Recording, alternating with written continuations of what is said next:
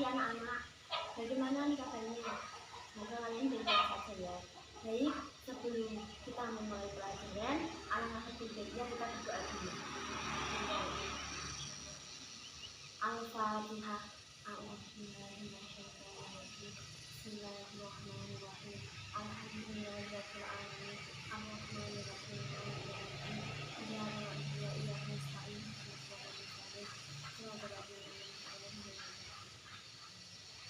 Baik, sebelum mulai pelajaran, guru absensi dulu ya.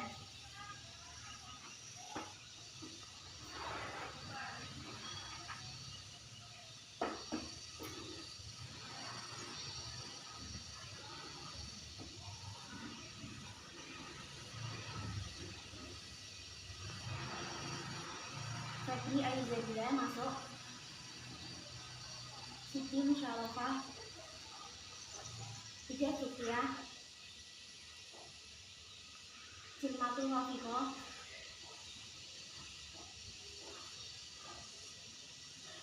Vinanda Nur Afifah, Lutfi Rafiqoh, Nur Aini gak masuk ya? Kenapa? Nur Aini kan bisa. Samia Rahmawati.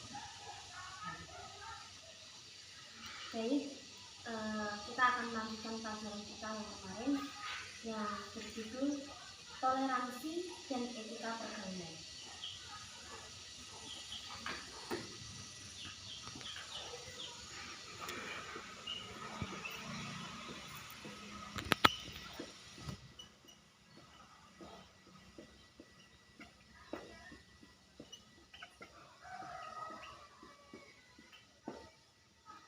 Nah, di dalam toleransi dan etika pergaulan ini ada surah, yaitu surah At-Taubah yang berbunyi wama kanal mu'minu liyanfiru kafah falau la nafara min kulli firqatin minhum ta'ifatun yatafaqahu fid-din wa liyunziru qaumahum idza raja'u ilaihim la'allahum yahdurun. Yang artinya, dan tidak sepatutnya orang-orang mukmin itu semuanya pergi. Mengapa sebagian dari setiap golongan di antara mereka tidak pergi untuk memperdalam pengetahuan mereka, untuk memberi peringatan kepada kaumnya apabila mereka telah kembali, agar mereka dapat menjaga dirinya. Dari penjelasan dari ayat tersebut, Ibnu Abi Hatim meriwayatkan dari Ikrimah. Mohon maaf ya, sebetulnya ini gak usah saya tulis ya, aku bacakan aja ya. Dari Ikrimah bahwa ketika turun surah At-Taubah ayat 39, jika kami tidak berangkat untuk berperang, niscaya Allah akan menghukum kamu dengan azab pedih. Nah, kaum muslimin akan mengalami kebodohan jika seluruh umat Islam terlibat dalam peperangan. Aktivitas belajar dan mengajar tidak ada, sebab orang-orang berilmu sebagai guru telah berangkat berperang, yang kemudian juga terbunuh. Maka dengan cara sebagian orang tidak berilmu, yang semua itu untuk mendalami Al-Quran dan hadis.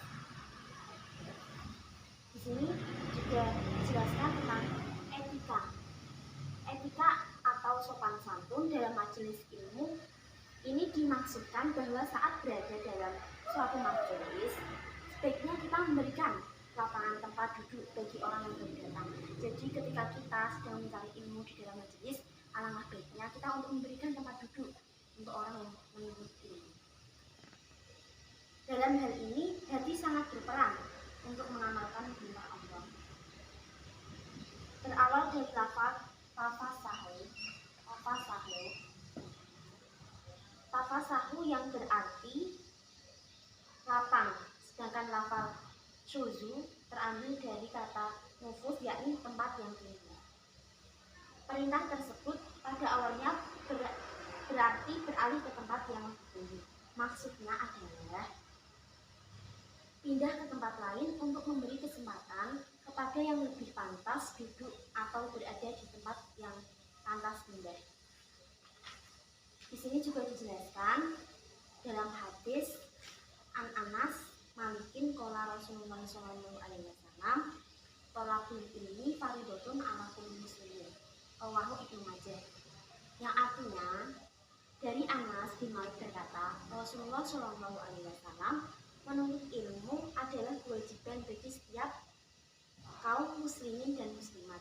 Jadi anak-anak kita di sini menuntut ilmu itu hukumnya wajib. Maka dari itu marilah kita memperbanyak untuk menuntut ilmu. Seperti yang kita pahami bahwa menuntut ilmu merupakan sebuah kebutuhan dasar pada setiap individu manusia, baik yang tua atau muda, besar maupun kecil, mereka dikenali beban untuk memperoleh.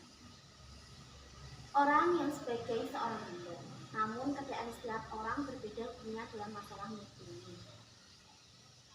Sedangkan ilmu yang lainnya yang tidak dibutuhkan saat kita, maka hukumnya fardu kifayah.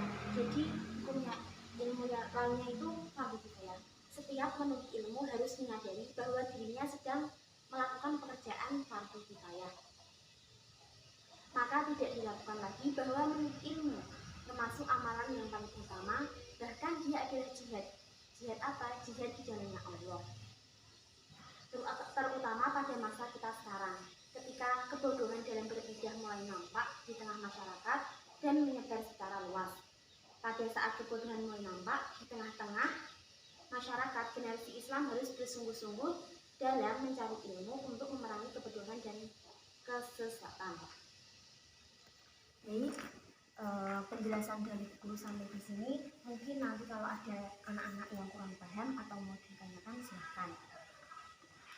Karena waktu sudah menunjukkan jam untuk istirahat, maka pelajaran kali ini juga akan akhiri dulu dengan bacaan hamdalah.